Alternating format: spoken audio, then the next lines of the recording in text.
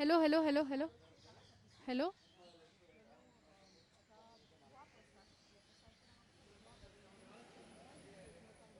এইফালে আহা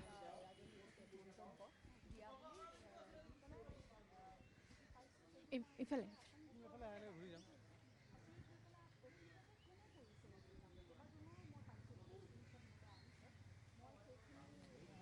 হয় দীপাংকৰ, ইতিমধ্যে যিহেতু সমগ্ৰ ঘটনা অসমৰ ৰাইজে গম পাইছে যে বৰষাৰাণী বিষয়াক লৈ যি অপপ্ৰচাৰ চলোৱা হৈছিল ছ'চিয়েল মিডিয়াত, আৰু তাৰ বাবে আজি বৰষাৰাণী বিষয়াই নিজে লতাশিল আৰক্ষীক কাষ চাপিছে। কোনে এনেধৰণে এই দুষ্কৃত্য কাৰ্য সম্পন্ন কৰিছে তাৰ বাবে এক FIR দিবৰ বাবে ইয়াত আহি উপস্থিত হৈছে। আমি পোনে পোনে বৰষাৰাণী বিষয়াৰ পৰা জানিবলৈ চেষ্টা কৰিম সমগ্ৰ ঘটনাটো কি বা তেওঁৰ কি প্ৰতিক্ৰিয়া হ'ব।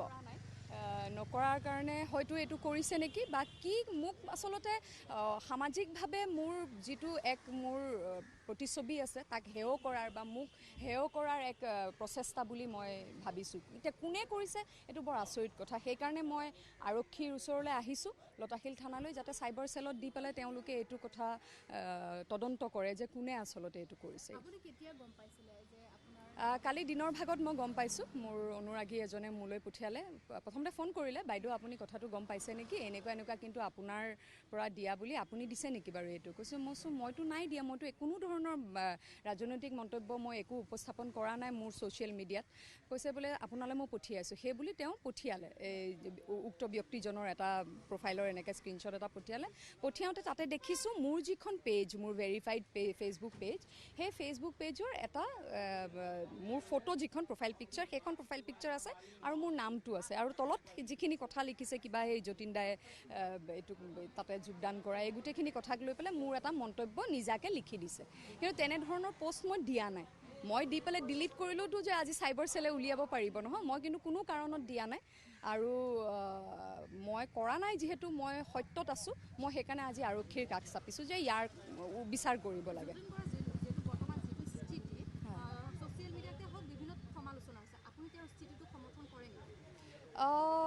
মই তেওঁৰ স্থিতিক সমৰ্থন কৰোঁ নকৰোঁ সেইটো পাছৰ কথা।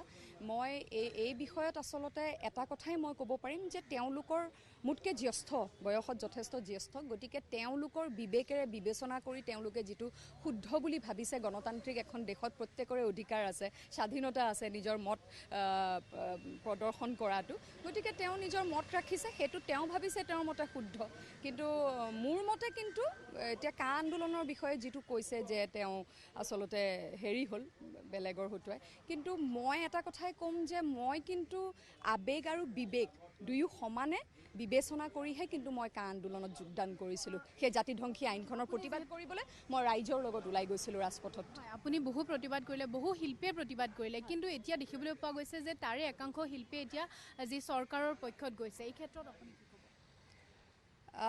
মই কি ক'ম, মোৰ ক'বলগীয়া আচলতে একো নাই বুলিয়ে ক'ব লাগিব, কিয়নো তেওঁলোকে, মই অকণমান আগতে ক'লোঁ, তেওঁলোকে কি বিবেচনা কৰিছে তেওঁলোকৰ ভিতৰত সোমাইতো মই তেওঁলোকৰ চিন্তাটো মই বুজি নাপাম, বা ভুল কৰিছে শুদ্ধ কৰিছে বুলিও মই ক'বলৈ নাযাওঁ, কাৰণ সেইটো সম্পূৰ্ণৰূপে তেওঁলোকৰ ব্যক্তিগত মত, ব্যক্তিগত তেওঁলোকৰ এক সিদ্ধান্ত তেওঁলোকে লৈছে, সেইটোত তেওঁলোকে শুদ্ধ বুলি ভাবিছে যদি ঠিক আছে। কিন্তু মানে বৰষাৰাণী বিষয়া হিচাপে আপুনি পূৰ্বৰ স্থিতিতে অটল আছে? মই মোৰ নিজৰ স্থিতিত থাকিম, মই স্থিতি সলনি নকৰোঁ। এখন জাতিধ্বংসী আইন, মই সুন্দৰকৈ সেইখন ষ্টাডি কৰিছোঁ যে কিয় জাতিধ্বংসী হ'ব পাৰে, বিদেশী সমস্যা অসমে সদায় সন্মুখীন হৈ আছে, আমি তাৰ সমস্যাৰ আচলতে হেৰি বিচাৰিছিলোঁ, এটা ফলাফল হওক, আমি তাৰ পৰা নিৰামূল হ'বলৈ, তাৰ পৰা উদ্ধাৰ পাবলৈ আমি বিচাৰি আছিলোঁ, কিন্তু উভতাই আৰু জাপি দিব বিচাৰিছে। গতিকে আমি প্ৰতিবাদ কৰিছিলোঁ সেইখন আইনৰ, আৰু বিভিন্ন কিছুমান আছে সেইখন আইনত প্ৰতিবাদ কৰিছিলোঁ, সেইখিনি বিবেচনা কৰি গৈছিলোঁ। মই মোৰ স্থিতিত অটল থাকিম। শেহতীয়াকৈ দেখিবলৈ পোৱা গৈছে যে বহুকেইগৰাকী শিল্পীয়ে ৰাজনীতিত যোগদান কৰিছে, আশা বড়োলৈকে ধৰি তেওঁলোকে যোগদান কৰিছে, কিন্তু আপুনি আছুৰ নতুন ৰাজনৈতিক দল খোলাৰ কথা কৈছে, আপুনি ৰাজনীতিত আহিব নেকি? নাই, মই ৰাজনীতিত এতিয়া ভোটদান কৰোঁ যিহেতু, আমি সকলোৱে পৰোক্ষভাৱে ৰাজনীতিত জড়িত, কিন্তু প্ৰত্যক্ষ ৰাজনীতিত মই কোনো কালেই মই জড়িত নাথাকোঁ। সেইটো মই আগতেও কৈছোঁ, আজিও মই ইয়াৰ জৰিয়তে সমূহ ৰাইজক মই মোৰ স্থিতি মই ক্লিয়াৰ কৰিব খুজিছোঁ, মই মোৰ স্থিতি আপোনালোকক জনাব বিচাৰিছোঁ যে প্ৰত্যক্ষভাৱে ৰাজনীতিত মই জড়িত নহওঁ। মোক আপোনালোকে শিল্পী বনাইছে, মই এই শিল্পী সত্তা এৰি নাযাওঁ, মই সদায় ৰাইজৰ লগত থাকিম, জাতিৰ কেতিয়াবা বিপদ হ'ব ৰাইজৰ লগত থিয় দিম, মোৰ স্থিতি সেইটোৱে থাকিব। ৰাজনৈতিক দলক আপুনি সমৰ্থন কৰে নে নকৰে যদি তেওঁলোকে খোলে? পৰিৱৰ্তনৰ কাৰণে ক্ষমতা লাগিব। আজি যদি সঁচাকৈ আমাৰ জাতিৰ কাৰণে সমাজৰ কাৰণে পৰিৱৰ্তন আনিবলৈ যিটো আমাৰ জাতিৰ কাৰণে ভাল কৰিবলৈ যিহেতু সকলোৱে ঠগিলে, এতিয়া আমি কাক ভোট দিম? এটা পৰিৱৰ্তনৰ কাৰণেতো ক্ষমতা লাগিবই। তেওঁলোকে যদি ভাবিছে, কিন্তু সদায় ৰাইজৰ ফালৰ পৰা ৰাইজৰ মনতো যিটো প্ৰশ্ন যে আপোনালোকে গৈ পেলাই আমাক কিন্তু এবাৰ ঠগিব নোৱাৰিব, সেইটোৰ কাৰণে মই ৰাইজৰ লগত থাকিম। তেতিয়া এগৰাকী শিল্পী, ময়ো মাত মাতিব পাৰিম। হয়, আপুনি এগৰাকী শিল্পী, কিন্তু এতিয়া বহুতে ৰাইজে শিল্পীসকলক বেয়া পোৱা হৈছে। বহু শিল্পীকে এতিয়া ছ'চিয়েল মিডিয়াত ট্ৰল কৰাও দেখিবলৈ পোৱা গৈছে। গতিকে আপুনি এগৰাকী শিল্পী হয়, আপোনাৰ কেনে অনুভৱ হয়? বেয়া লাগে নিশ্চয়। ট্ৰল কৰা কালচাৰটোতো সাংঘাতিকভাৱে এতিয়া প্ৰচলিত, আৰু এই ট্ৰল কৰাৰ কাৰণে দেখা গৈছে আজি বহুত শিল্পী হতাশগ্ৰস্ত হয়, ডিপ্ৰেশ্যনত ভোগে। বহুতৰে পোষ্ট দেখোঁ মই মাজতে, আজি কেইবছৰমান আগতে বিদ্যা বালনৰ এটা পঢ়িছিলোঁ, তেওঁৰ মন্তব্যত তেওঁ লিখিছিলে যে যেতিয়াৰ পৰা মই ছ'চিয়েল মিডিয়াৰ কমেণ্টছ নপঢ়া হ'লোঁ তেতিয়াৰ পৰা মই মানসিক শান্তি ঘূৰাই পালোঁ। গতিকে সেইটো এটা হৈছে কালচাৰ। কিন্তু এইখিনিতে মই এটা কথা কওঁ, ময়ো আগতে মই সন্মুখীন হোৱা নাছিলোঁ, কিন্তু বিৰোধিতা কৰাৰ পিছৰ পৰা মোকো মই দেখিছোঁ সামাজিক মাধ্যমত একদম বহু মানে সাংঘাতিকভাৱে মোক আচলতে ট্ৰল কৰা হৈছে। মই সেইবিলাকত একো মাত মতা নাছিলোঁ, কাৰণ মই কিবা এটা প্ৰতিবাদ কৰিছোঁ, তাৰ প্ৰতিক্ৰিয়া স্বাভাৱিক প্ৰতিক্ৰিয়া তেওঁলোকে উপস্থাপন কৰিছে, ঠিক আছে, মই মানি লৈছোঁ। ভালে বেয়াই যি কৈছে মই মানি লৈছোঁ চব। কিন্তু এইটোতো ভুৱা প্ৰচাৰ নহয়, ভুৱা প্ৰচাৰৰ মই প্ৰতিবাদ কৰিবই লাগিব। সেইটোৱে। আৰু যতীন বৰাই যিহেতু তেওঁ সমৰ্থন কৰিলে, সমৰ্থন কৰিল, এতিয়া তেওঁ বিজেপিত যোগদান কৰিলে, তেওঁ কিন্তু আজি কিছুদিন পূৰ্বে সংবাদমেল সম্বোধন কৰি তেওঁ এটা কথা কৈছে যে তেওঁ আৱেগৰ বশৱৰ্তী হৈ আন্দোলন কৰিছিল। তেওঁ ক'ব বিচাৰিছে যে এয়া তেওঁৰ বাবে ভুল হৈছিল। এই ক্ষেত্ৰত আপুনি কি প্ৰতিক্ৰিয়া? তেখেতৰ অভিজ্ঞতা মোতকৈ বহুত বেছি, মই আগতেও কওঁ। এই আমাৰ ছবিৰ লাইনতো তেখেত মোতকৈ বহুত জ্যেষ্ঠ, বহু বছৰ কাম কৰিছে, মোতকৈ বহুত অধিক তেওঁ এক্সপিৰিয়েঞ্চ, ছিনিয়ৰ, আৰু বয়সৰ ফালৰ পৰাও ডাঙৰ। গতিকে তেওঁ যদি সেইটো ভাবিছে, সেইটো তেওঁৰ চিন্তা, তাত মই একো মন্তব্য ৰাখিব নিবিচাৰোঁ। আপোনালোকে যিহেতু আন্দোলন কৰিলে, বহু শিল্পীয়ে আন্দোলন কৰিলে, কিন্তু তাৰে একাংশ শিল্পীয়ে এতিয়া বিজেপিলৈ গ'ল অথবা ৰাজনীতিলৈ গ'ল। তেনে শিল্পীসকলক আপুনি কি ক'ব? এবাৰ যদি কৈ দিয়ে। মই কি ক'ম, আৰু মই ক'লে বা তেওঁলোকে যি সিদ্ধান্ত লৈছে সেই সিদ্ধান্তত কি, তেওঁলোকে হয়তো কিবা সমাজৰ দায়িত্ব ল'বলৈ আগবাঢ়ি গৈছে।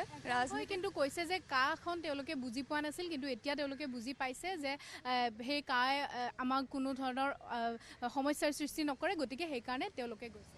গতিকে সেইকাৰণে মানুহে যিকোনো সিদ্ধান্ত লোৱাৰ আগতে, যিকোনো কাম কৰাৰ আগতে ভালকৈ ষ্টাডি কৰি ল'ব লাগে, ষ্টাডি কৰি আগবাঢ়িব লাগে, যাতে পিছলৈ এনেধৰণৰ মন্তব্য ৰাখিবলগীয়া নহয়। মানুহৰ স্থিতি তাৰমানে এটা হ'ব লাগে। ধন্যবাদ জনাইছোঁ। আৰু এয়া আছিলে বৰষাৰণীৰ বিষয়ে।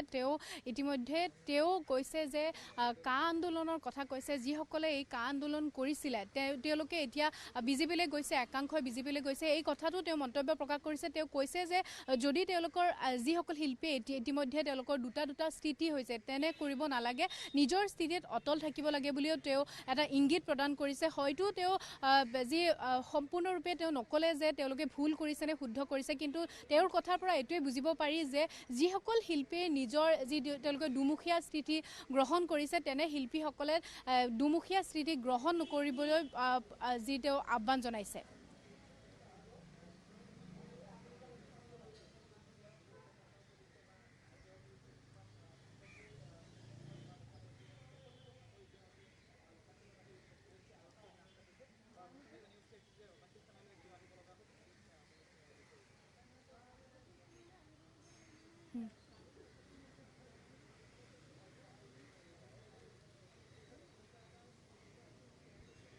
হয়, নিশ্চয় মই প্ৰশ্নটি সুধিবলৈ চেষ্টা কৰিম। যিহেতু কোৱা হৈছে যে বৰষাৰণীৰ বিষয়ে আছে মোৰ সৈতে, মই পুনৰ প্ৰশ্নটি সুধিবলৈ চেষ্টা কৰিম।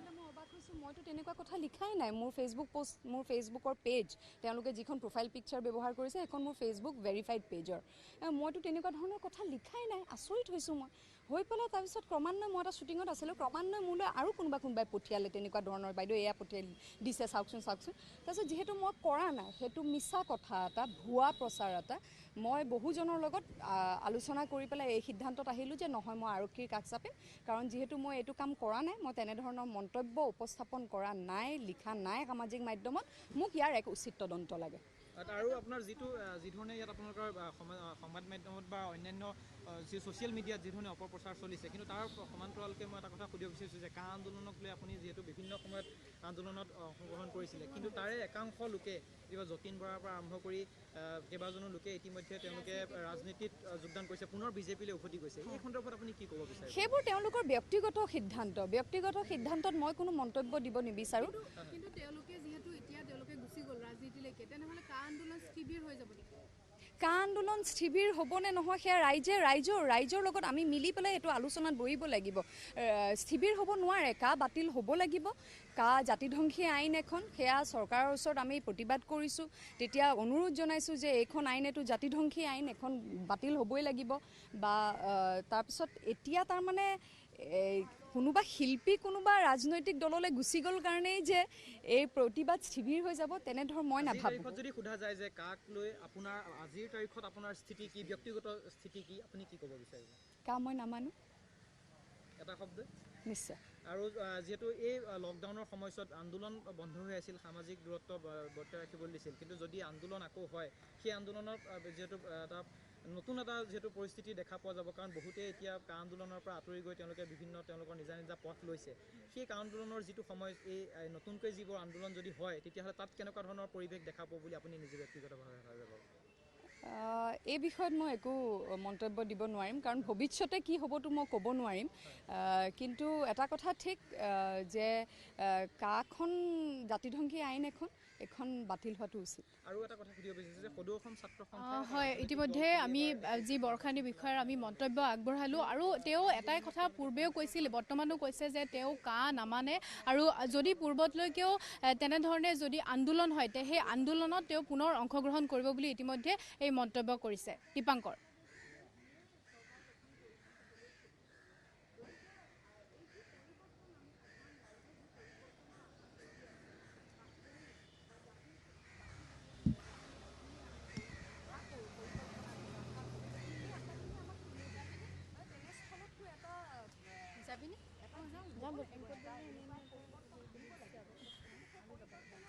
আৰু যাবি এতিয়া? ইমান গৈ আছে, আৰু এটা প্ৰশ্ন উদ্ধাৰ দি দিছে নহয়, খেন্তা খঙে উঠিছে। আমাৰ পৰা কাটছে, এটা চলি আছে।